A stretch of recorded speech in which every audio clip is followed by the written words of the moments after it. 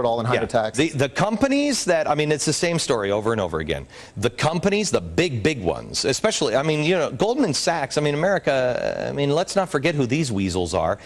Treasury, all of the Treasury secretaries keep coming from Goldman Sachs. Everybody is involved in Goldman Sachs. These guys are the power players. Gee, it's interesting how everybody else, all their competition was really kind of put out of business recently. We couldn't save Bear Stearns or Merrill Lynch, but Goldman Sachs survived, and now they're giving out these gigantic bonuses to people. I thought we were against giant bonuses. Oh, but don't worry, because those giant bonuses are only going to get bigger now that we have cap and trade. It is the only one that is benefiting. Well, and Glenn, I'll tell you, General Electric is another huge advocate of this and another huge beneficiary of this. They've set up a whole division just to trade these carbon credits. They're worth nothing right now. If the bill passes, they'll be worth a fortune. And I think that's why their media properties are such huge cheerleaders for this. They're a big winner. They've set up the market for the trade? They've got it all set up. General Electric's greenhouse emission services, their subsidiary. It is... I mean, when are we going to learn? Yesterday, Al Gore went down to Congress, and they actually, some of the Democrats said, "Please, Al, don't come to Congress," because he's making, no matter how many times he says, "No, I'm not making any money on this," he's donating his salary. But he's still getting money from his investments, is he not? Yeah, that's right. I mean, there are a lot of people who've looked at his investment portfolio and say, this guy stands to be the first global warming billionaire if this bill passes. He may make $1 billion. But he says that he doesn't make any of that money. He makes $200,000 a speech, and he's got huge investments in every type of carbon trading, carbon credits, alternative energy.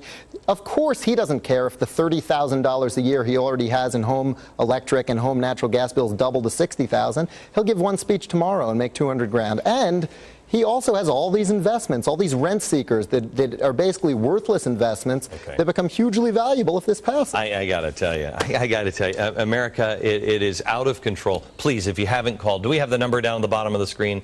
Please call these weasels right there. Because this is what they're doing tonight. While we're going to see Transformers, they are transforming America and your life. Cap and trade might not only hurt American competitiveness, but also do the exact opposite of what it sets out to do. According to the EPA, the policy may, quote, cause domestic production to shift abroad. Why would that happen?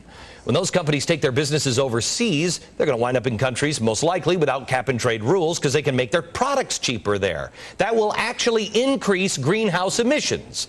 Columbia University professor David Buckner is here to explain. Hi, David. How you doing? Well, I'm good. I don't think I could design a taking down of this country any better than the people. If I were an enemy of this country, I don't think I could design anything. You'd slide it in on a Friday night, wouldn't you? Yes, I am. You'd slide it in on a Friday night so it doesn't hit the news cycle until Monday. And the reality of this... Not even that. You go on vacation. They go on vacation after this, so they're gone for a week, so they won't feel the public wrath. And next week is a holiday. Yeah, what they don't recognize here is that we're not seeing the full picture. On the one side, they're saying that prices have to be inherently increased, so that will be an incentive to not produce products. On the other side, they're saying it's not going to cost us anything. How can you have the very thrust of this legislation is based upon the fact you're going to raise prices so that people won't produce and create greenhouse emissions. On the flip side of it, they're saying, but it won't cost you anything. It can't be. If it doesn't cost anything, it loses the thrust of the legislation.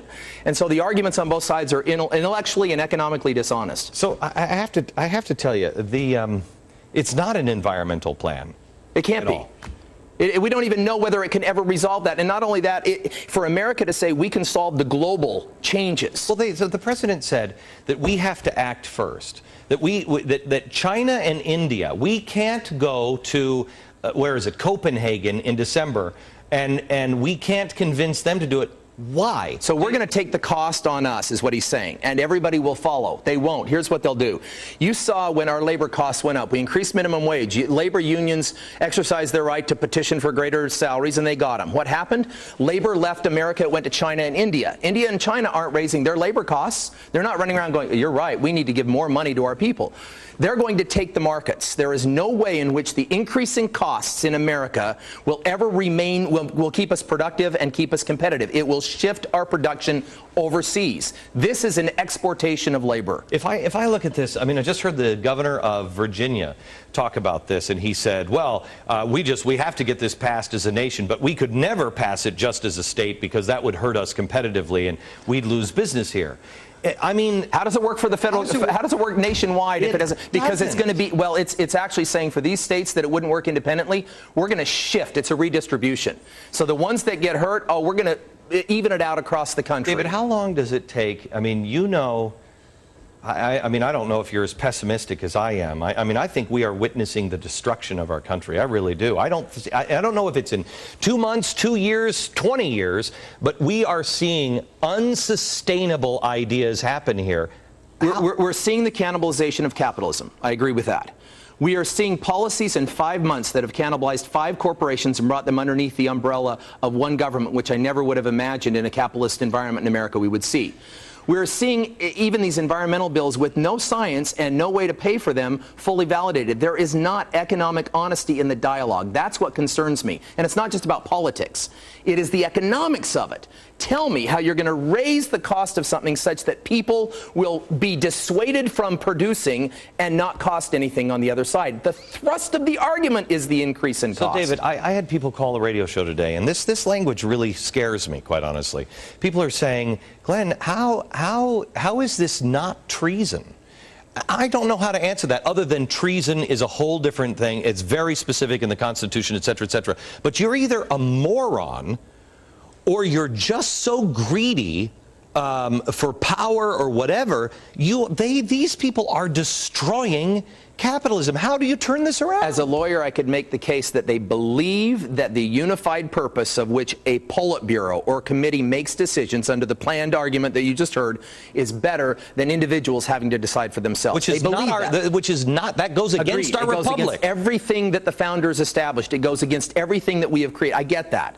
But they believe it. They believe that in this modernist approach to things, America doesn't.